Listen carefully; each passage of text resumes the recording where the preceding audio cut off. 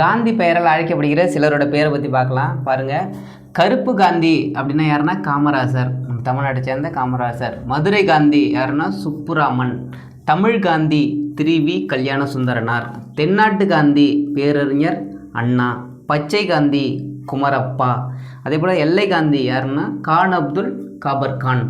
தென்னாப்பிரிக்காவின் காந்தி என்று அழைக்கப்படுவர் யாருன்னா நெல்சன் மண்டேலா. சரிங்களா? இப்போ காந்தியை பற்றி சொல்லிட்டோம் இல்லையா? இப்போ காந்தியடிகள் இருக்கார் இல்லையா? காந்தியடிகளை மகாத்மா என்று கூறியவர் யார் அப்படின்னு ஒரு கொஸ்டின் கேட்பாங்க. யார் மகாத்மா என்று கூறியவர் யாருன்னா ரவீந்திரநாத்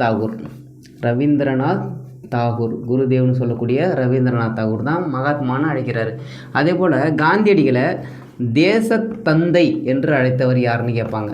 காந்தியடிகளை தேசத்தந்தை என்று அழைத்தவர் யார்? நேதாஜி சுபாஷ் சந்திர போஸ் தான் தேசத்தந்தைன்னு அழைக்கிறாரு.